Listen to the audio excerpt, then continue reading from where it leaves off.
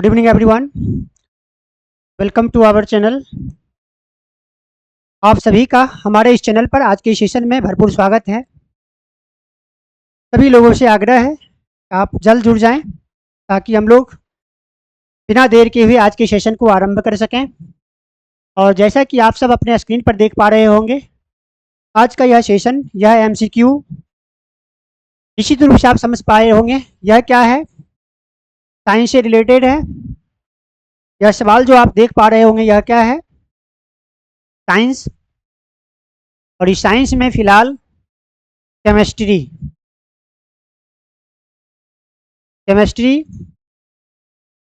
और ये केमिस्ट्री से जुड़ा हुआ ही सारे सवाल आप देख पा रहे होंगे, चाहे वो फिजिकल केमिस्ट्री हो या कार्बनिक हो, ऑर्गेनिक हो, इनऑर्गेनिक हो। इसी पर ध्यान देंगे। केमिस्ट्री में चाहे ये फिर फिजिकल केमिस्ट्री से सवाल हो सकता है या फिर ऑर्गेनिक केमिस्ट्री हो सकता है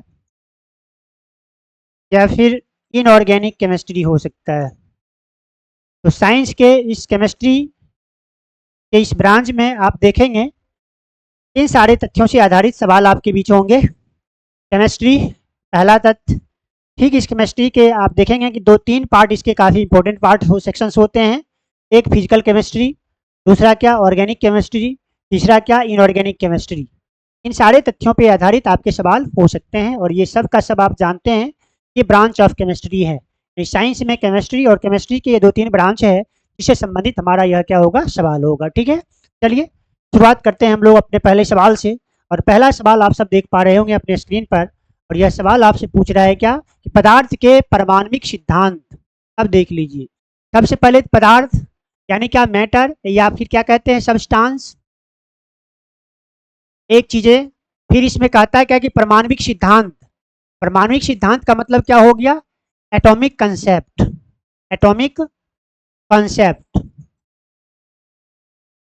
चाहे एटॉमिक कंसेप्ट कहें या फिर यहाँ पर कंसेप्ट की जगह पे आप देखेंगे कि थ्योरी लिखा रहेगा, है नहीं। और फिलहाल यहाँ आपने देखा क्या लिखा हुआ है, परमाणविक सिद्धांत सर्वप्रथम यानी फर्स्ट टाइम प्रस्तावित किया किसने दिया था। मतलब एटॉमिक स्ट्रक्चर जो दिया, एटॉमिक कंसेप्ट एटॉमिक कंसेप्ट या फिर क्या कहते हैं, एटॉमिक थ्योरी।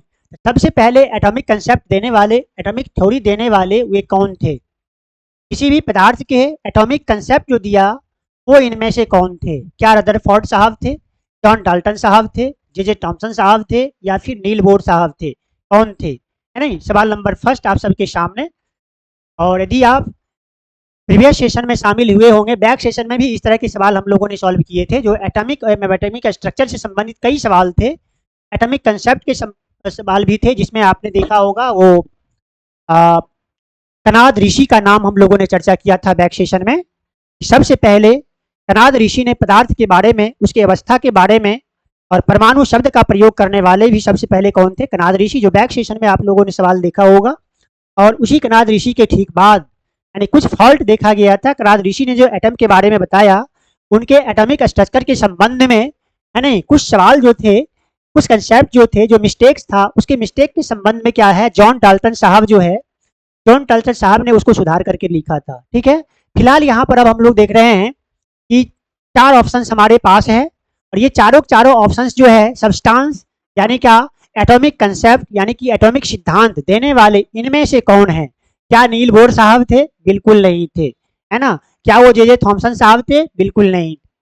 क्या वो रदरफोर्ड साहब थे, बिल्कुल नहीं। यानी क्या, ऑप्शन बी, जिनका भी आंसर ऑप्शन बी आ रहा होगा बिल्कुल सही है। और बैक सेशन में यदि थोड़ी सी बात आप सबको याद हो तो वहां पर हम लोगों ने एक कनाद ऋषि की बात करी थी। और ये कनाद ऋषि की बात इसलिए करी थी क्योंकि एटम्स के बारे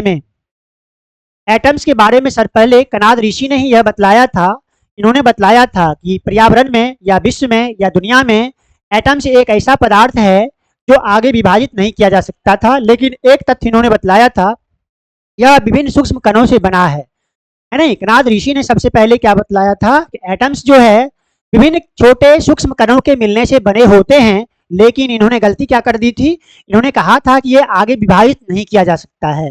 और इसी तथ्य को जॉन डाल्टन साहब ने सुधार कर करके बताया कि एटम्स क्या है, विभिन्न सूक्ष्म कणों के मिलने से बने होते हैं, लेकिन इसे कई तत्वों में, कई भागों में विभाजित किया जा सकता है। यानी कि दूसरे भागों में क्या किया जा सकता है, विभाजित किया जा सकता है, जो कि बिल्कुल परफेक्ट इन्होंने बतलाया था किसने, डॉन डाल्टन साहब ने। उसके बाद भी तब से लेकर के आज तक रिसर्च आप सबके जहन में है नहीं, और इसी डाल्टन महोदय के उसी सिद्धांत को आज तक हम लोग मानते आ रहे हैं। खास करके इन्होंने उसमें इलेक्ट्रॉन, प्रोटॉन और न्यूट्रॉन की चर्चा करी थी। ठीक उसके बाद आपने देखा कि पॉजिट्रॉन की भी चर्चा हुआ। ठीक उसके बाद आपने देखा हिग्स बोसन तत्व आ गए। मतलब पदार्थ की कई अवस्था के आधार पर भी विभिन्न अवस्था में वो बदल दिया गया था। जनरली जब जॉन डाल्टन साहब ने जिस समय एटम्स के बारे में बतलाया था, है नहीं, ये एटम्स जो है सूक्ष्म कणों के मिलने से बने हैं, लेकिन यह विभिन्न भागों में विभाजित किया जा सकता है। और ये विभिन्न भाग इसका क्या क्या था। फर्स्ट आप सब जानते होंगे क्या, वो इलेक्ट्रॉन था। दूसरा आप सबको याद होगा वो प्रोटॉन था। तीसरा आप सबको याद होगा क्या, पॉजिट्रॉन था। क्या था, पॉजिट्रॉन था। और इस तरह से उन्होंने कहा कि एटम्स का एक क्या होता है, सेंटर होता है, और एटम्स के, किसी भी एटम्स के बाह्य कक्ष में चक्कर लगाने वाला कौन होता है, इलेक्ट्रॉन होता है। यानी इलेक्ट्रॉन जो है बाह्य कक्षा में सर्किल करने वाला उसके तत्व होते हैं। दूसरा प्रोटॉन और न्यूट्रॉन उसके न्यूक्लियस यानी उसके केंद्र में प्रेजेंट होते हैं। इलेक्ट्रॉन के बारे में इन्होंने कहा था यह क्या होता है, निगेटिव चार्ज होता है, निगेटिवली चार्ज होता है। यानी जो आवेश होता है, चार्ज होता है, नहीं, जो चार्ज होता है किसका, इलेक्ट्रॉन का, वो क्या होता है, निगेटिव होता है, निगेटिवली चार्ज होता है। ठीक इसके बाद प्रोटॉन के बारे में उन्होंने बतलाया था कि प्रोटॉन क्या होता है, पॉजिटिव चार्ज होता है। प्रोटॉन में क्या होता है, पॉजिटिव चार्ज होता है। ठीक इस तरह से पॉजिट्रॉन के बारे में, न्यूट्रॉन के बारे में उन्होंने क्या बतलाया था, यानी प्रोटॉन के पास क्या, न्यूट्रॉन। और ये न्यूट्रॉन भी क्या थे, न्यूट्रॉन भी क्या था, न्यूट्रल था, इसमें कोई आवेश नहीं देखा गया। ये क्या थे, न्यूट्रल थे, है नहीं। न्यूट्रॉन जो है वो क्या है, न्यूट्रल होता है, यानी कि परमाणु के केंद्र में प्रोटॉन और न्यूट्रॉन होता है नहीं। और उसी परमाणु के बाह्य कक्ष में क्या होते हैं, इलेक्ट्रॉन चक्कर लगाता रहता है, जो कि निगेटिव चार्ज होते हैं, यानी ऋणात्मक होते हैं। प्रोटॉन धनात्मक होता है और न्यूट्रॉन में कोई आवेश नहीं होता है। उम्मीद है सभी लोग इन सारे तथ्यों पर भी ध्यान दिए होंगे, क्योंकि हो सकता है अगला सवाल जो आपका होगा इन्हीं सारे तथ्यों पर आधारित भी हो सकता है। ठीक है, तो सारे के सारे तथ्य जो है आपके कंसेप्ट के लिए काफी आवश्यक है, और इस चीज को आप खुद महसूस कर रहे होंगे। और चलिए, तो सवाल नंबर 1 का जिनका भी आंसर ऑप्शन बी आया होगा बिल्कुल सही है, और इन्हीं सारे तथ्यों के साथ नेक्स्ट सवाल की तरफ बढ़ना चाहेंगे। और अगला सवाल आप सबके सामने, नेक्स्ट क्वेश्चन। हाँ, नेक्स्ट क्वेश्चन आप सबके सामने, परमाणु के नाभिक का आकार होता है। अब देख ली, सबसे पहले अभी अभी हमने चर्चा किया था, मान लीजिए कि यह एक एटम है नहीं, तो ये जो एटम है, ये जो बाह्य में जो दिखते हैं, ये क्या होता है, इलेक्ट्रॉन होता है, और इसका ये सेंटर होता है। और इसके सेंटर में क्या होता है, एक तो प्रोटॉन होता है, दूसरा क्या होता है, न्यूट्रॉन होता है। यानी उसके केंद्र में क्या होता है, प्रोटॉन और न्यूट्रॉन होता है, जिसमें आप प्रोटॉन क्या देखते हैं, पॉजिटिव चार्ज होता है, न्यूट्रॉन क्या होता है, नो चार्ज होता है, यानी कि वो उदासीन होते हैं, कौन, न्यूट्रॉन। अब यहाँ पर सवाल क्या कहता है आपसे कि परमाणु यानी क्या, यही एटम, ये जो फिगर हमने बनाई है ये क्या है, एटम है। क्या है, ये एटम है, यानी क्या, परमाणु है। लेकिन इस परमाणु का जो नाभिक है, ये जो सेंटर आप देख रहे हैं, ये जो न्यूक्लियस है, ये न्यूक्लियस है, नाभिक जो है, यह नाभिक, इस नाभिक का साइज क्या होता है, नाभिक का साइज क्या होता है। आपको सिर्फ साइज बताना है कि नाभिक का साइज क्या होता है। क्या वो 10⁻⁻5 एम होता है, क्या वो 10⁻⁹ एम होता है, या फिर 10⁻10 एम होता है, या फिर 10⁻15 एम होता है। सवाल नंबर 2 आप सबके सामने। उम्मीद है कि सभी लोग बिल्कुल सही आंसर कर पाएंगे। और यदि आप ऑप्शंस पर ध्यान दें तो सबसे पहले तो हमारा ऑप्शन ए एलिमिनेट होगा, क्योंकि ये 10⁻⁵ नहीं होता है। ठीक, ऑप्शन बी को आप देखेंगे, यह भी हमारा एलिमिनेट होगा, क्योंकि -9 एम ये भी नहीं होता है। यहाँ तो देखते हैं कि बिल्कुल गलत कर दिया, यानी एक माइनस लगा दिया, फिर 0 लगा दिया, यह भी नहीं होता है, यानी 4 ऑप्शंस में 3 हमारे क्या हो गए, एलिमिनेट हो गए। एक ऑप्शन हमारे पास बचता है, यानी किसी भी एटम्स का जो न्यूक्लियस होता है, इसका साइज क्या होता है, 10⁻⁻15 एम होता है। क्या होता है, 10⁻⁻15 एम होता है, किसका साइज, ये न्यूक्लियस का साइज। ठीक है, उम्मीद है जिनका भी आंसर जो है ऑप्शन डी आ रहा होगा वो बिल्कुल सही है। ऑप्शन डी जिनका भी आंसर है बिल्कुल सही है। और चलिए इन्हीं सारे तथ्यों के साथ नेक्स्ट क्वेश्चन की तरफ बढ़ेंगे। और अगला क्वेश्चन आप सबके सामने, नेक्स्ट क्वेश्चन आप सबके सामने, निम्नलिखित में से कौन एक अस्थायी कण है? अब देख लिया, अनस्टेबल पार्टिकल है नहीं, यहाँ पर आपसे क्या पूछ रहा है? Unstable particle. इसमें से बताना है कि अनस्टेबल पार्टिकल इनमें से कौन सा है? अनस्टेबल पार्टिकल इनमें से कौन सा है?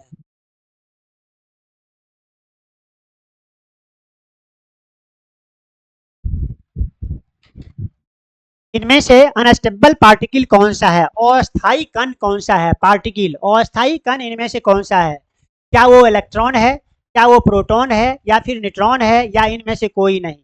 सवाल नंबर 3 आप सबके सामने, सवाल नंबर 3 आप सबके सामने है ना। और यदि अस्थाई और अस्थाई की बात किया जाए, अभी अभी आपने देखा था जो एटम्स की आकृति हमने बनाई थी, इस एटम्स में आपने क्या देखा कि जो बाह्य कक्षा है जहाँ पे क्या होता है इलेक्ट्रॉन, यह क्या होता है हमेशा यह मूविंग करता रहता है। क्या करता है? बाह्य कक्ष में है ना, जो आउटर सेल है, आउटर जो सेल है उस आउटर सेल में यह क्या करता है? मूविंग करता रहता है। कौन? इलेक्ट्रॉन। तो ऑप्शन ए तो आपका एलिमेंट हो जाएगा। उसके बाद देखिए सॉरी, बाद देखिए कि प्रोटॉन है। प्रोटॉन भी क्या होता है? पॉजिटिव चार्ज होता है नहीं, साथ साथ क्या होता है? न्यूट्रॉन होता है। यह भी क्या होता है? अस्थाई ही, मतलब अस्थाई माना जाता है। पूछ रहा है कि अस्थाई कण इसमें, अस्थाई कण क्या होता है? न्यूट्रॉन होता है। तो ऑप्शन डी क्या होगा? एलिमेंट। 4 ऑप्शन में 3 हमारे एलिमेंट, एक ऑप्शन हमारे पास बचता है, क्या है? इसका भी आंसर क्या रहा होगा? बिल्कुल ऑप्शन सी, जिसका भी आंसर है बिल्कुल सारे तथ्यों। नेक्स्ट सवाल की तरफ बढ़ेंगे। अगला सवाल आप सब, हाँ नेक्स्ट क्वेश्चन आप सबकी देखा जाए सब लोग, सवाल नंबर 4 को देखें। फिर है आप सबसे आंसर करते चलेंगे और क्वेश्चन नंबर के साथ आप लोग आंसर करें, ज़्यादा बेहतर है ना। चलिए सवाल नंबर 4 क्या कहता है? निम्नलिखित में से कौन सा किसी तत्व के परमाणु क्रमांक को सबसे सही निर्धारित करता है? ये जो परमाणु क्रमांक है वो आप सब जानते होंगे, क्या? Atomic number. क्या बोलते हैं इसको? एटॉमिक नंबर है। एटॉमिक नंबर, एटॉमिक नंबर को सबसे सही निर्धारित करता है, मतलब एटॉमिक नंबर को क्या करता है? डिटरमाइन करता है। क्या करता है? डिटरमाइन करता है। और जो भी डिटरमाइन करता है यही आपका क्या होगा? आंसर होगा। कौन डिटरमाइन करता है? क्या? प्रोटॉन की संख्या, प्रोटॉन प्लस इलेक्ट्रॉन की संख्या, या फिर न्यूट्रॉनों की संख्या। सबसे पहले तो आप ऑप्शन और ऑप्शन सी एलिमिनेट कर। अब 2 ऑप्शन आपके पास है जहां हो सकता है कि आप डाउट्स करें, है नहीं। देखिए प्रोटॉन इसमें भी है, प्रोटॉन इसमें भी है, प्रोटोनो लिख दिया गया है यहाँ पे। प्रोटॉन, प्रोटॉन ये प्रोटॉन प्लस इलेक्ट्रॉन दिया। अब ये इलेक्ट्रॉन तो आप ये बिल्कुल तो होता है, मूविंग करता रहता है ना। बात देख लीजिए, ये प्रोटोनो है, यानी क्या? इस तरह से ऑप्शन बी क्या होगा हमारा? एलिमेंट। 4 ऑप्शन में हमारे क्या हो गए? एक ऑप्शन हमारे पास बचता है, वो क्या है? ऑप्शन का भी आंसर ऑप्शन आ रहा होगा, नहीं है। ऑप्शन ए जिनका आ रहा होगा बिल्कुल सही है। चलिए सवाल की तरफ बढ़ेंगे। अगला सवाल आप सब, नेक्स्ट क्वेश्चन आप सबके, परमाणु के नाभिक में कौन से कण होते हैं? अभी अभी देख लिया, एटॉमिक स्ट्रक्चर बनाया था, एक स्ट्रक्चर सिंपल सा फिगर आपके सामने। यहाँ पर हमने देखा था कि एक नाभिक भी, नाभिक में हमने देखा था प्लस, और इस जगह बाह्य कक्षा जो है, बाह्य कक्षा में इलेक्ट्रॉन क्या होता है? मूविंग। बाह्य कक्षा में इलेक्ट्रॉन क्या होता है? मूविंग। से इलेक्ट्रॉन क्या होता है? मूविंग। ये होता कहाँ? आउटर सेल तो होता है, कहाँ होता है? आउटर, क्या होता है? आउटर सेल में मूविंग करता रहता है ना। बात देखिए, सवाल आपसे पूछता क्या है कि नाभिक में, नाभिक क्या हो गया? ये नाभिक में आप क्या देखते हैं? प्लस एन, फोर क्या हो गया? प्रोटॉन, एन फोर क्या हो गया? न्यूट्रॉन। परमाणु के नाभिक में चूंकि ये क्या है? एटम है, और एटम के नाभिक में यस में कौन से कण होते हैं? तो पी और एन को आप ध्यान में रखे होंगे तो आप सही आंसर तक। क्या वो इलेक्ट्रॉन और न्यूट्रॉन होता है? बिल्कुल। इलेक्ट्रॉन आप देख रहे हैं मूविंग करता रहता है आउटर से, ठीक है। उसके बाद देख लीजिए, अब इसमें देखिए प्रोटॉन और इलेक्ट्रॉन इसमें भी लिख, ये प्रोटॉन तो होता है लेकिन इलेक्ट्रॉन है नहीं। उसके बाद देखिए ऑप्शन बी पे देख लीजिए, एक तो इलेक्ट्रॉन लिखा जो कि ये बाह्य कक्षा में है। अब अल्फा कण तो यहाँ है, दिखाया ही नहीं गया। अब देखिए 4 ऑप्शन में तो आप निश्चित रूप से एलिमिनेट कर चुके होंगे, है नहीं? क्योंकि आप देखिए न्यूट्रॉन तो है तो इलेक्ट्रॉन नहीं, प्रोटॉन है तो इलेक्ट्रॉन नहीं। ऑप्शन में देखिए इलेक्ट्रॉन नहीं है, ना ही अल्फा कण है, इनमें कोई नहीं है। एक ऑप्शन हमारे पास बचता है, ऑप्शन क्या है? ए। आप देख रहे हैं पी फॉर प्रोटॉन और एन फॉर न्यूट्रॉन, यानी क्या ऑप्शन ए का भी आंसर ऑप्शन ए आया होगा, सही है। चलिए है आप सबसे, आप इसको भी ध्यान में रखते हुए अपने बिल्कुल सही आंसर तक पाए होंगे, है नहीं? और इसका भी आंसर ऑप्शन ए आ रहा होगा। बिल्कुल सवाल की तरफ बढ़ेंगे। अगला सवाल आप सबके सामने। नेक्स्ट क्वेश्चन, नेक्स्ट क्वेश्चन, इनमें कौन सा आवेश रहित कण है? अब देखिए नो चार्ज, अभी अभी हमने प्रीवियस क्वेश्चन में चर्चा किया था। परमाणु के मुख्यतः 3 तत्व देखा गया, है नहीं? एक तो आपने देखा क्या? इलेक्ट्रॉन, है नंबर 1। नंबर 2 आपने देखा प्रोटॉन, और नंबर 3 क्या था? न्यूट्रॉन। नंबर 3 क्या? न्यूट्रॉन। में आपने क्या देखा? क्या होता है? नेगेटिव चार्ज होता है। ये क्या होता है? नेगेटिव चार्ज होता है। प्रोटॉन आप देखा आपने क्या? यह पॉजिटिव चार्ज होता है। क्या होता है? पॉजिटिव चार्ज होता है। ये न्यूट्रॉन एक ऐसा पदार्थ है जिसमें क्या होते हैं? नो चार्ज होता है। क्या होता है? नो चार्ज होता है। चार्ज नहीं होता है किसमें? न्यूट्रॉन में। परमाणु के 3 कण आपके सब सामने।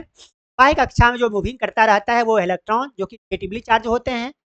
मतलब क्या कहते हैं उसको? नेगेटिव चार्ज मतलब क्या? ऋणात्मक। प्रोटॉन जो कि धनात्मक, और नो चार्ज मतलब क्या? न्यूट्रॉन। आपसे सवाल क्या पूछ रहा है कि निम्न कौन सा आवेश रहित? ये आवेश रहित का मतलब क्या? No charge. इसका मतलब क्या हुआ? नो चार्ज, यानी क्या? कोई चार्ज नहीं होता है। कोई चार्ज किसमें नहीं होता है? न्यूट्रॉन में, ठीक है। अब देखिए ऑप्शन डी आपका क्या होगा? ऑप्शन ए एलिमेंट होगा, क्यों? क्योंकि माइनस होता है। ऑप्शन बी एलिमेंट होगा, क्यों? क्योंकि प्लस होता है। अब देखिए नो चार्ज होता है इसमें, क्या होता है? No charge. चार्ज आवेशहीन होता है वो कौन? न्यूट्रॉन। का भी आंसर ऑप्शन क्या रहा होगा? बिल्कुल ऑप्शन सी जिसका भी आंसर है, बिल्कुल सारे तथ्यों के साथ सवाल की तरफ बढ़े। अगला सवाल आप सबके सामने। नेक्स्ट क्वेश्चन, परमाणु में कौन से मूलकण समान संख्या? अब देख लीजिए, एक तो कहता है कि परमाणु का चीज कण समान संख्या में होता है नहीं? परमाणु मूलकण तो समान संख्या में रहता है, उसे क्या कहते हैं? क्या प्रोटॉन और न्यूट्रॉन होता है? क्या इलेक्ट्रॉन और होता है? क्या न्यूट्रॉन और इलेक्ट्रॉन होता है? या इलेक्ट्रॉन भी परमाणु में मूल कण जो है समान संख्या में होते हैं? कौन सा? सवाल नंबर 7 आप सबके, सवाल नंबर 7 आप सबके, है ना? आप ध्यान से देखें, सबसे पहले तो ऑप्शन डी एलिमिनेट करेंगे, क्यों? क्योंकि इलेक्ट्रॉन प्रोटॉन तो है लेकिन न्यूट्रॉन नहीं है। बात देखिए, ऑप्शन सी एलिमिनेट करेंगे क्योंकि न्यूट्रॉन, और ऑप्शन ए एलिमिनेट करेंगे क्योंकि। अब देख लीजिए सवाल नंबर 7 का एक ऑप्शन बचता है, ऑप्शन क्या है? बी, यानी कि इलेक्ट्रॉन और प्रोटॉन का भी आंसर ऑप्शन बी आ रहा होगा। बिल्कुल सवाल नंबर 7 का ऑप्शन बी का भी आंसर है, बिल्कुल सही है ना? ये सभी लोग सवाल नंबर 7 आए होंगे। परमाणु के मूल कण जो है और प्रोटॉन है का क्या होता है? मूल कण, और ये समान संख्या में होते हैं। कौन कौन होते हैं? क्या? प्रोटॉन। नेक्स्ट सवाल लेंगे। नेक्स्ट क्वेश्चन, हाँ ये सवाल नंबर 8 देखें। हाँ सभी लोग सवाल नंबर 8 देखें। देखिए क्या कहता है। सबसे पहले इलेक्ट्रॉन के आवेश का निर्धारण किसने? अभी आपने देखा इलेक्ट्रॉन है नहीं, यह इलेक्ट्रॉन जो है क्या होता है? निगेटिव चार्ज होता है। क्या होता है? निगेटिव चार्ज, निगेटिव चार्ज होता है नहीं, क्या होता है? निगेटिव चार्ज होता है, ऋणात्मक आवेश होता है। ये क्या होता है? माइनस होता है। सवाल थोड़ा सा डेविएट किया। डेविएट क्या किया? ये तो पूछ नहीं रहा है कि ये कौन सा चार्ज इसमें होता है। इलेक्ट्रॉन में नेगेटिव चार्ज आप सब देखा, आप सब हैं, जान रहे हैं। यहाँ पूछता है कि ये जो नेगेटिव चार्ज है इलेक्ट्रॉन का, इलेक्ट्रॉन के इस नेगेटिव चार्ज के बारे में सबसे पहले किसने बतलाया? क्या वो थॉमसन साहब थे, साहब थे, या फिर रदरफोर्ड साहब थे, या फिर कूलॉम साहब थे? इलेक्ट्रॉन नेगेटिव चार्ज के होते हैं, है नहीं? आप सबको पता होगा। फादर ऑफ इलेक्ट्रॉन कहा जाता है किसको? जे थॉमसन को। नहीं, एक चीज याद रखें, father of electron, father of electron क्या जाना जाता है? जे थॉमसन को फादर ऑफ क्या कहा जाता है? इलेक्ट्रॉन कहा जाता है। इलेक्ट्रॉन का आविष्कार किसने किया था? जे थॉमसन ना, है नहीं? ठीक इसी तरह से प्रोटॉन का आविष्कार किसने किया? रदरफोर्ड ने। फादर ऑफ प्रोटॉन, एक याद रखेंगे, father of proton,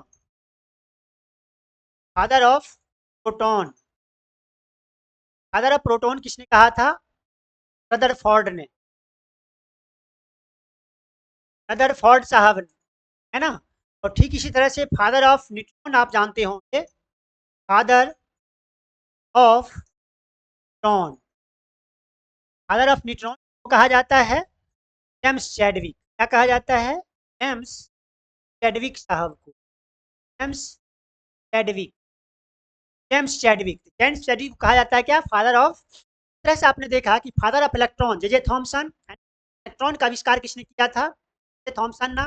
father of proton, proton का आविष्कार किसने किया? रदरफोर्ड ने किया। इस तरह से फादर ऑफ न्यूट्रॉन कहा जाए तो जेम्स चैडविक, यानी क्या? इलेक्ट्रॉन का आविष्कार जे थॉमसन, प्रोटॉन का आविष्कार रदरफोर्ड, और न्यूट्रॉन का आविष्कार किसने किया था? James Chadwick. ठीक है, सारे तथ्य आप सबके ध्यान में है क्या? अब इसके बाद आप अपने सही सवाल नंबर 8 आप सबके, सवाल नंबर 8 आप सबके, सवाल नंबर 8 आप सबके, है ना? हाँ, ये तो आवेश के बारे में बतलाया था, एक्चुअली थॉमसन साहब ने नहीं, तो फादर है इलेक्ट्रॉन आविष्कार तो इन्होंने किया था, लेकिन चार्ज के संबंध में इन्होंने जानकारी नहीं, कूलॉम साहब ने भी। यानी क्या? चार ऑप्शन हमारे क्या हो गया? एलिमिनेट है। मिली चार्ज है, चार्ज के बारे में, इलेक्ट्रॉन चार्ज के बारे में किसने बताया था? मिली साहब ने। इसका भी आंसर ऑप्शन आ रहा होगा, बाकी तथ्य पर रखेंगे, हो सकता है नेक्स्ट आपको इन सवाल की तरफ। अगला सवाल आप सबकी, हाँ, ये सवाल नंबर 9 देखा जाए, कहता क्या कि इलेक्ट्रॉन पर कितना आवेश हो? एक तो आपने देखा इलेक्ट्रॉन जो होता है क्या नेगेटिव चार्ज होता है। अब कहता है कि एक इलेक्ट्रॉन पर कितना आवेश चार्ज होता है नहीं? चार्ज होता है सिंगल इलेक्ट्रॉन में, सिंगल इलेक्ट्रॉन में कितना होता है? क्या ऑप्शन ए, ऑप्शन सी? सवाल नंबर 9 आप सबकी, सवाल नंबर 9, आप ऑप्शंस पर ध्यान दें। एक्चुअली वो नहीं होता है, नेगेटिव तो होता है, लेकिन ये 19 होता। हाथ देख लीजिए, पॉजिटिव नहीं होता, होता ये है तो ये गलत है। अब देखिए, चार ऑप्शन हमारे क्या हो गए? एलिमिनेट।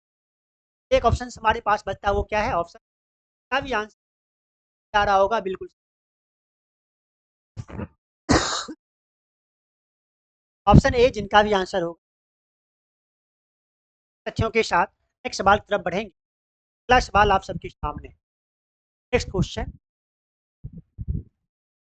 रदरफोर्ड के प्रकीर्णन ने किसकी मौजूदगी को सिद्ध किया? अब देखिए, रदरफोर्ड ने स्कैटरिंग ऑफ लाइट का प्रयोग किया था, है नहीं? रदरफोर्ड साहब, है नहीं, इन्होंने क्या किया? अपना एक्सपेरिमेंट किया, एक्सपेरिमेंट किया, और अपने इस एक्सपेरिमेंट में इन्होंने बतलाया था, क्या बतलाया? क्या यदि एटम है, इसके क्या है? ये, है ना, न्यूक्लियस है, जिसमें प्रोटॉन और क्या होता है? न्यूट्रॉन होता है। उन्होंने जो प्रयोग किया था, इन्होंने कहा था किरणें इससे होकर क्या होता है? जैसे ही टकराती है तो अपने दिशा से मुड़ जाती है। कुछ किरणें होती है क्या? सीधे गमन कर जाती है। कुछ किरणें सीधे टकराने के बाद पीछे की तरफ लौट जाती है। किरणें, है नहीं, टकराने के बाद पुनः उसी रास्ते में, है नहीं, कुछ उसी पर लौट जाती है, यहीं पर जा रही और यहीं क्या होती है? लौट जाती है। कुछ किरणें उसको छेद करते हुए आगे निकल जाती है। बस उन्होंने कहा कि परमाणु का अधिकांश पावर जो है ये सेंटर में मौजूद होते हैं। और ये बात किसने कहा था? रदरफोर्ड साहब ने अपने प्रयोग में कहा था, पत्तल प्लेट पर, है नहीं। कॉपर प्लेट पर जो इन्होंने एक्सपेरिमेंट किया था, नहीं, ये जो एक्सपेरिमेंट इन्होंने किया था ये किया था कॉपर कॉपर प्लेट पर। कहाँ इन्होंने एक्सपेरिमेंट किया? कॉपर प्लेट पर। और उन्हें बतलाया था परमाणु के अधिकांश भाग क्या होते हैं? खाली होते हैं, लेकिन परमाणु के नाभिक का भाग जो होता है बिल्कुल खुला होता है। यहाँ से किरणें जाती हैं लेकिन वहाँ ग्रेविटी लौट जाती है। और जिस भाग में खाली होता है वहाँ से किरणें क्या होती है? जाती है, या कुछ दिशाओं में ये चीजें थोड़ी सी उड़ जाती है। ठीक है, यह बतलाता है केंद्रीय का नाभिक जो होता है काफी पावरफुल होते हैं, अधिकांश कण इसी में होते हैं। तो कहता है कि रदरफोर्ड के प्रकीर्णन यानी स्कैटरिंग ऑफ लाइट का यही एक्सपेरिमेंट था जो कॉपर प्लेट पर इन्होंने किया। ठीक है, अब ये तो एक प्रयोग जो इन्होंने किया रदरफोर्ड साहब ने, वो मैंने बतलाने का प्रयास किया। ठीक है, किसकी मौजूदगी को सिद्ध करता है? अब देख लीजिए, परमाणु में यह किसकी मौजूदगी को करता है? क्या सभी पदार्थ के परमाणु होते हैं, परमाणु के इलेक्ट्रॉन होते हैं, परमाणु के न्यूट्रॉन होते हैं, या परमाणु के केंद्रक होते हैं? तो ये क्या साबित किया? इनका जो प्रयोग है अभी अभी ने बताया, आप सब से सवाल नंबर 10 का सही आंसर कर पाएंगे। उन्होंने बतलाया क्या?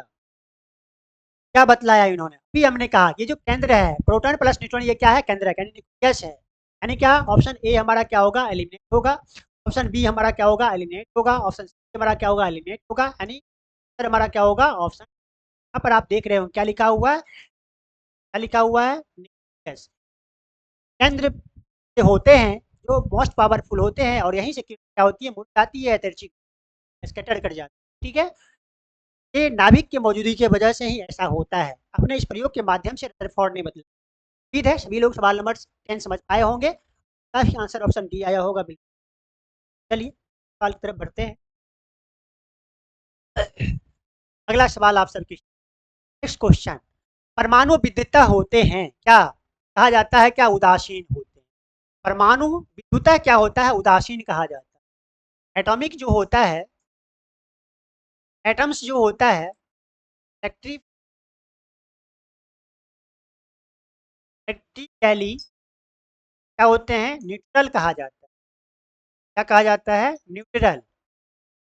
एटम्स जो होते हैं इलेक्ट्रिकली क्या होते हैं? न्यूट्रल कहे जाते हैं। है ना? सवाल नंबर 11 आप सबके, सवाल नंबर 11 आप सबके, है नहीं? और इलेक्ट्रिकली न्यूट्रल, और ये इलेक्ट्रिकली मतलब विद्युतीय है, न्यूट्रल मतलब क्या होता है? उदासीन। क्या कहते हैं? उदासीन। यदि आप लोग इन तथ्यों पर ध्यान दिए होंगे तो आप अपने, अब देख लीजिए, क्या परमाणु धनात्मक होते हैं? नहीं। एक कण उसका जो होता है इलेक्ट्रॉन, वो क्या होता है? ऋणात्मक होता है। दूसरा जो प्रोटॉन होते हैं वो धनात्मक होता है। लेकिन परमाणु विद्युतता क्या होते हैं? उदासीन। यानी एटम्स इज इलेक्ट्रिकली न्यूट्रल, यानी परमाणु विद्युतता क्या होते हैं? उदासीन होते हैं। यानी कि ऑप्शन ए ऑप्शन बी क्या होगा? एलिमिनेट होगा। बात देखिए, ऑप्शन सी भी क्या होगा? एलिमिनेट होगा। और एक ऑप्शन बचता है, ऑप्शन क्या है? डी। का भी आंसर ऑप्शन आ रहा होगा। अब देख लीजिए, क्या धनात्मक होता है? धनात्मक कौन होता है? प्रोटॉन होता है। ऋणात्मक होता है, ऋणात्मक कौन होता है? इलेक्ट्रॉन होता है। उसके बाद दो ही धनात्मक, मतलब कि पॉजिटिव पॉजिटिव चार्ज होते हैं। अब ऐसा तो संभव नहीं है, क्योंकि इलेक्ट्रली वो क्या होते हैं? न्यूट्रल होते हैं। परमाणु विद्युतता क्या होते हैं? उदासीन होते हैं। वो प्रयोग आप देख रहे हैं, भी आंसर ऑप्शन आ रहा होगा बिल्कुल। तो के साथ नेक्स्ट सवाल की तरफ बढ़ेंगे। अगला सवाल आप सबकी, हाँ, सवाल नंबर देखिए 12 क्या है? इलेक्ट्रॉन की खोज किसने किया? देखिए अभी अभी हमने चर्चा किया है नहीं, डिस्कवरी। हमने बतलाया था आप सभी, एक आप सब ध्यान देने, डिस्कवरी किसका? इलेक्ट्रॉन का। इलेक्ट्रॉन को डिस्कवर किसने किया था? जे जे थॉमसन, याद होगा आप सभी, जे जे थॉमसन ने किया था। ठीक, प्रोटॉन के बारे में हमने बतलाया था, आविष्कार किसने किया था? रदरफोर्ड ने किया था। रदरफोर्ड ने। जैसे हमने बतलाया न्यूट्रॉन का, न्यूट्रॉन का आविष्कार किसने किया था? James Chadwick. James Chad James Chadwick ने। तो इलेक्ट्रॉन, प्रोटॉन और न्यूट्रॉन का आविष्कार आप सब जानते हैं। यहाँ पर आपसे क्या पूछ रहा है? इलेक्ट्रॉन से फेराडे क्रॉस करेंगे, ऑप्शन सी क्रॉस करेंगे, ऑप्शन बी। 4 में से 3 आपके एलिमिनेट हो गए, और एक ऑप्शन बचता है, वो क्या है? Option A. कहें तो जे जे थॉमसन, कहीं देखेंगे जे जे थॉमसन लिखा रहेगा, यहाँ पर क्या लिखा हुआ? सीधे थॉमसन लिखा। ठीक है, ठीक है, सवाल नंबर 12 आप सब समझ आए होंगे। आंसर ऑप्शन ए आ रहा होगा बिल्कुल। ठीक है, चलिए नेक्स्ट क्वेश्चन, अगला सवाल आप सबके सामने। Next question. अब ये देखिए, प्रोटॉन की खोज किसने किया था? अभी आपने देखा था, वो सारी चीजें आपको याद है, सब सही खबरी। प्रोटॉन का किसने किया था? प्रोटॉन का खोज किसने किया था? अभी आपने देखा था, सवाल नंबर 13 आप सबके सामने। सवाल नंबर 13 आप सबके सामने। क्या फैराडे साहब ने किया? नहीं। क्या थॉमसन साहब ने किया? आपको याद है, ये किसका किए थे? इलेक्ट्रॉन का। नहीं, साहब किसका किए? न्यूट्रॉन का। आपसे पूछ क्या रहा है? प्रोटॉन। प्रोटॉन का आविष्कार किसने किया था? रदर। का भी आंसर ऑप्शन ए आ रहा होगा, बिल्कुल सही है। प्रोटॉन का खोज बैक क्वेश्चन में आप लोगों ने देखा है, बिल्कुल सही आंसर कर पाए होंगे आप लोग, शायद आप हाल में कोई परेशानी। प्रोटॉन का खोज किसने किया था? रदरफोर्ड। ठीक है, सवाल की तरफ। अगला सवाल आप सबकी। अब यहाँ पर देखिए क्या कहता है, उस ऑप्शन से एक आंसर बना दिया है, क्वेश्चन बना दिया गया है। जेम्स चैडविक ने किसकी खोज की? क्या इलेक्ट्रॉन की खोज किया था? नहीं, जे जे थॉमसन। थॉमसन का आविष्कार किसने किया था? जे जे। प्रोटॉन का आविष्कार किसने किया था? आविष्कार किसने? रदरफोर्ड। अभी आपने देखा, रदरफोर्ड साहब ने की।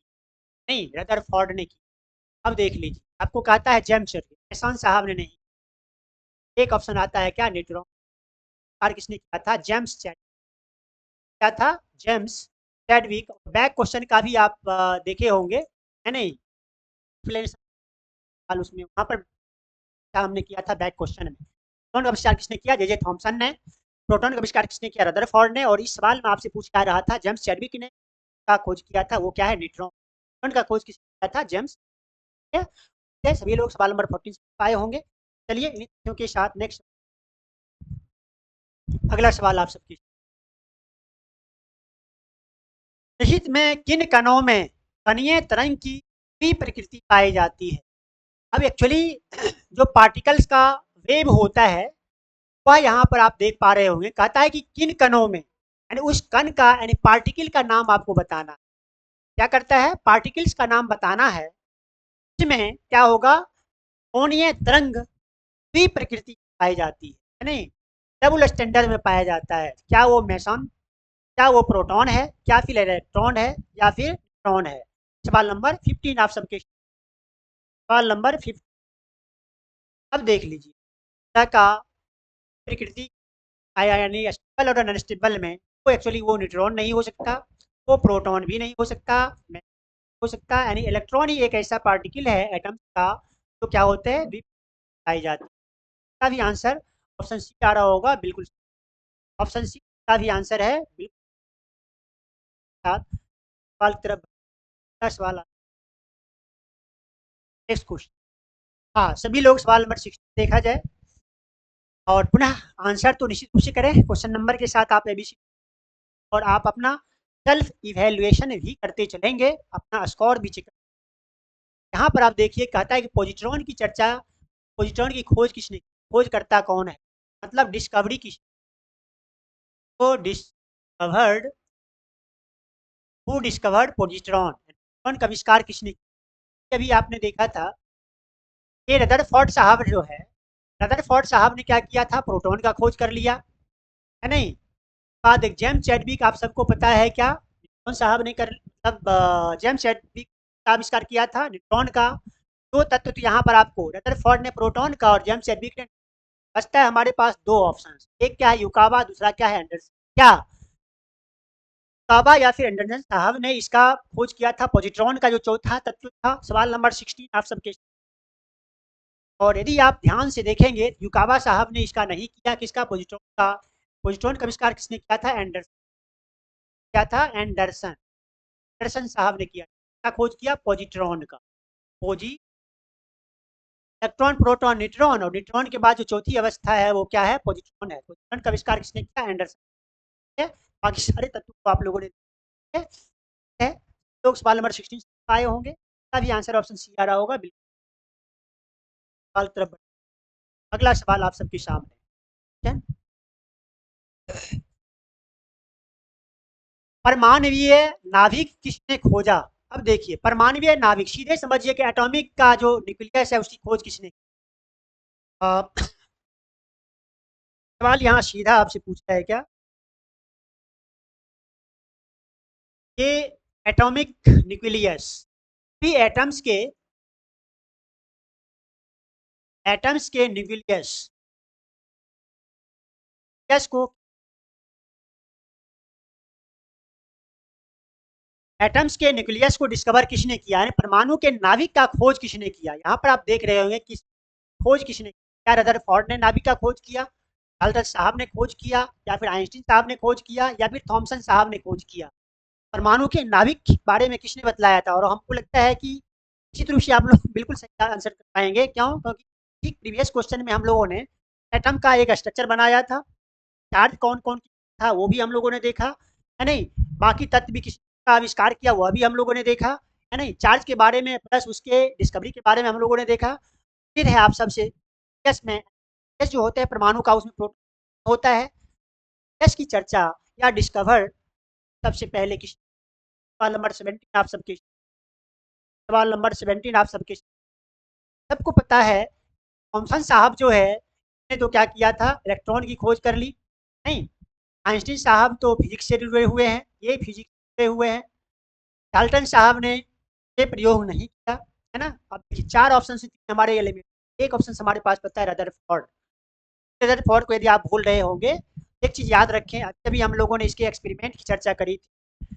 ये एटम है, बाहर इलेक्ट्रॉन मूविंग करता रहता है, इसके सेंटर में क्या होते हैं, प्रोटॉन होते हैं, प्लस क्या होता है, न्यूट्रॉन होता है। उन्होंने जो एक्सपेरिमेंट किया, उन्होंने क्या कहा, कुछ किरणें जो है सीधी रेखा में गमन कर जाती है, कुछ किरणें जो है तिरछे गमन करती है, मुड़ जाती है, कुछ किरणें टकरा करके पुनः उसी मार्ग में लौट जाती है, कुछ किरणें सीधे उसी मार्ग पर लौट जाती है, कुछ थोड़ी तिरछी हो जाती है।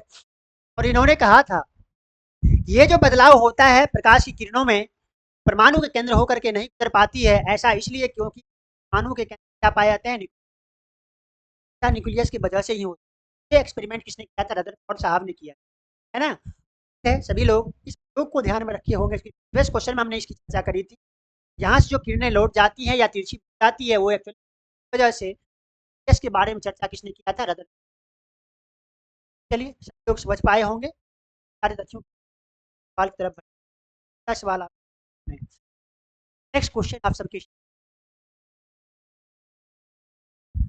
एक भारतीय वैज्ञानिक जिसका नाम एक विशिष्ट के कण से साथ जुड़ा हुआ है। अब देखिए, हैं तो वो भारतीय वैज्ञानिक, कहते हैं विशिष्ट मूल्य है नहीं, कण के साथ जुड़ा हुआ है। वो वैज्ञानिक कौन है, क्या वो रमन साहब हैं, बोस साहब हैं, या चंद्रशेखर साहब हैं, या कि साहा साहब। 4 साइंटिस्ट आप सबके सामने, बताना सिर्फ ये है विशिष्ट मूल्य के कण के साथ जिनका नाम जुड़ा है, उसी भारतीय वैज्ञानिक का क्या करना है, नाम बताना है। ठीक है। सवाल नंबर 18 आप सबके, सवाल नंबर 18, सवाल नंबर 18 आप सबके सामने, आप सबको याद हो, ये तो फिजिक्स से जुड़े हुए इन्होंने, रमन साहब ही एक ही साइंटिस्ट यहाँ पर नजर आता है, क्या है, साहब है। कौन है, का भी आंसर ऑप्शन आ रहा होगा, ऑप्शन बी जिनका भी आंसर आ रहा होगा बिल्कुल। नेक्स्ट सवाल की तरफ, अगला सवाल आप सबके, यहाँ पर देखिए क्या कह रहा है, न्यूट्रॉन का पता लगाने वाले वैज्ञानिक के नाम। आपने देखा था न्यूट्रॉन का खोज किसने किया था, क्या रदरफोर्ड ने किया, फर्मी किया, बोहर साहब ने किया, नहीं, बिल्कुल नहीं। और आप सबको पता है एक एक चीज हम लोगों ने चर्चा करी थी, इसका भी आंसर ऑप्शन ए आ रहा होगा बिल्कुल सही। ज़्यादा जिस करने की सवाल की जरूरत नहीं है, प्रीवियस क्वेश्चन में हम लोगों ने सारे कणों को देखा है, इसका भी आंसर ऑप्शन ए आ रहा होगा बिल्कुल सही। नेक्स्ट सवाल की तरफ बढ़ते, अगला सवाल आप सबकी, इनमें से किस परमाणु के नाभिक में एक भी न्यूट्रॉन नहीं होता है। अब देख लीजिए, जनरली है क्या, किसी भी एटम्स में, है ना, किसी भी एटम्स में कि 3 कण होते हैं, एक तो इलेक्ट्रॉन होता है, दूसरा प्रोटॉन होता है, तीसरा न्यूट्रॉन होता है। ये 3 कण होते हैं, और चौथा कण आपने देखा क्या, पॉजिट्रॉन होता है। लेकिन यहाँ पर सवाल क्या कहता है, परमाणु के नाभिक में केंद्र में जो है न्यूट्रॉन नहीं होता। क्या वो लिथियम है, क्या वो हाइड्रोजन है, या ट्राइटियम है, या फिर हीलियम है। सवाल नंबर 20 आप सबके, सवाल नंबर 20 आप सबके सामने, और निश्चित रूप से आप सबको याद होगा वो लिथियम नहीं है, वो टाइट्रियम है, या फिर हीलियम नहीं है। देखिए ऐसा तत्व यहाँ पर है, एटम है हाइड्रोजन, इसके जो है न्यूक्लियस में, इसके न्यूक्लियस में, है नहीं, ये क्या न्यूक्लियस में है नहीं, क्या होते हैं, अब्सेंट होते हैं। क्या अब्सेंट होते हैं? ये न्यूट्रॉन, यानी कि न्यूट्रॉन होता नहीं। क्या अब्सेंट होता है? न्यूट्रॉन, है ना? क्या अब्सेंट होता है? न्यूट्रॉन। वो कौन सा तत्व है, एटम से है? वो हाइड्रोजन है। उम्मीद है सभी लोग सवाल नंबर 2 समझ पाए होंगे, उसका भी आंसर ऑप्शन बी आ रहा होगा, बिल्कुल ठीक है। चलिए नेक्स्ट सवाल की तरफ बढ़ते हैं। अगला सवाल आप सबके साथ। हाँ, नेक्स्ट क्वेश्चन देखा जाए। सवाल नंबर 21, इलेक्ट्रॉन के तरंग प्रकृति की खोज किसने किया था? अभी देखिए, आपने इलेक्ट्रॉन की खोज थॉमसन साहब ने किया था, आप सबको पता है, लेकिन क्या किया है, सवाल में थोड़ा सा ट्विस्ट आया है। वो ट्विस्ट क्या है? के तरंग, मतलब इलेक्ट्रॉन के तरंग की प्रकृति। अब इसकी प्रकृति की खोज किसने, है ना? सवाल वही है, लेकिन थोड़ा सा बदलाव इसमें क्या किया, ये तरंग प्रकृति की खोज किसने, तरंग प्रकृति की खोज किसने, क्या थॉमसन साहब थे, ब्रोगली साहब थे, या फिर रदरफोर्ड साहब थे, या फिर नील बोर साहब थे? सवाल नंबर 21 आप सबके, और यदि आप ध्यान दिए होंगे ऑप्शंस पर, निश्चित रूप से आप बोर साहब को आप एलिमिनेट होंगे, साहब ने नहीं किया, थॉमसन साहब तो सिर्फ इलेक्ट्रॉन तक सीमित रह गए। एक ऑप्शन बचता है, ऑप्शन क्या है? डी ब्रोगली साहब। इलेक्ट्रॉन की खोज इन्होंने किया था, कौन? थॉमसन ने। रदरफोर्ड ने प्रोटॉन की खोज किया था।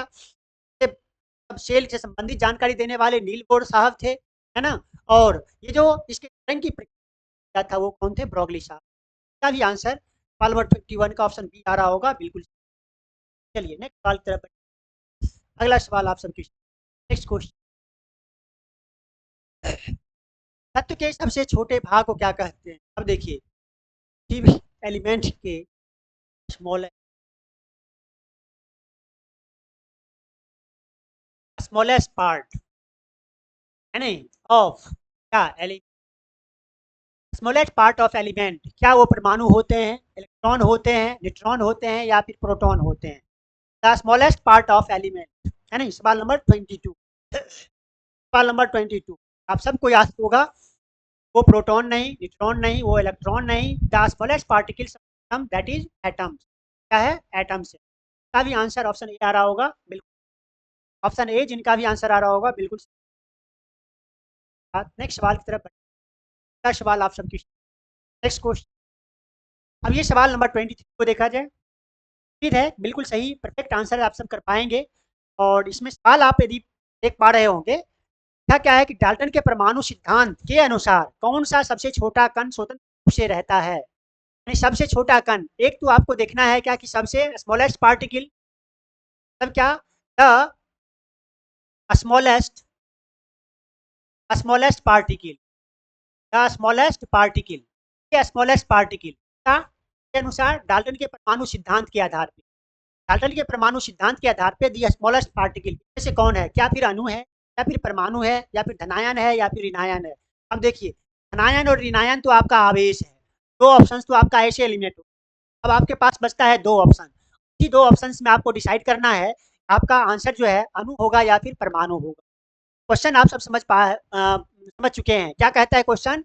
डाल्टन के परमाणु सिद्धांत के अनुसार सबसे छोटा कण स्वतंत्र रूप से रह सकता है, वो छोटा कण कौन है? या तो वो अणु है, या फिर क्या है? परमाणु है। सवाल नंबर 23, सवाल नंबर 23, और आप सबने देखा प्रीवियस क्वेश्चन में भी कि वो अणु नहीं था। अणु को क्या बोलते हैं? मॉलिक्यूल्स। क्या बोलते हैं? मॉलिक्यूल्स बोलते हैं। तो सबसे छोटा कण होता है वो क्या होता है? ऑप्शन बी है, क्या? परमाणु। क्या बोलते हैं उसको? एटम्स बोलते हैं।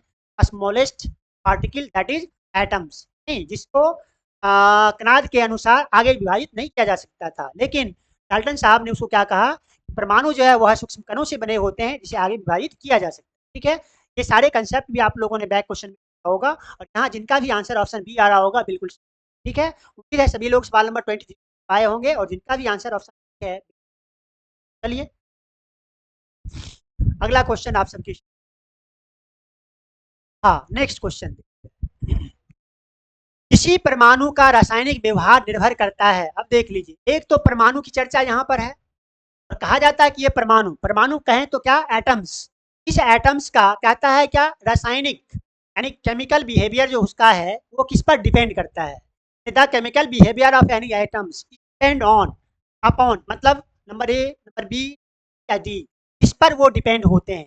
किसी भी परमाणु के जो रासायनिक व्यवहार है, केमिकल वो बिहेवियर कहा जाता है उसको, है नहीं, वो किस पर आधारित है? क्या वो न्यूक्लियस में प्रोटॉन की संख्या पर आधारित होता है, डिपेंड होता है, या फिर न्यूक्लियस में न्यूट्रॉन की संख्या पर आधारित होता है, या फिर न्यूक्लियोलस के गिर्द घूम रहे इलेक्ट्रॉन की संख्या पर आधारित होता है, या फिर न्यूक्लियस में न्यूक्लियनों की संख्या पर आधारित होता है। सवाल नंबर 24 आप सबके, सवाल नंबर 24। निश्चित रूप से यदि आप ऑप्शंस को एनालाइज करें, आप सही आंसर तक पहुंच पाएंगे कि वो न्यूट्रॉन पर आधारित बिल्कुल नहीं होगा। नहीं, बात देखिए, ऑप्शन बी आप एलिमिनेट किए होंगे कि न्यूट्रॉन की संख्या पर आधारित नहीं होता है, और ऑप्शन ए में प्रोटॉन की संख्या पर भी क्या होता है, आधारित। चार ऑप्शन से तीन हमारे क्या हो गए, एलिमिनेट हो गए। एक ऑप्शन हमारे पास बचता है, वो क्या है, जो लक्ष्य के गिर रहे इलेक्ट्रॉन की संख्या पर क्या होता है, आधारित। इसका भी आंसर ऑप्शन सी आ रहा होगा, बिल्कुल ऑप्शन सी जितना भी आंसर है बिल्कुल सही है। चलिए इन्हीं के साथ सवाल की तरफ बढ़ेंगे। अगला क्वेश्चन आप सबके सामने, नेक्स्ट क्वेश्चन आप सबके सवाल देखिए 25 आपसे क्या पूछ रहा है, कहता है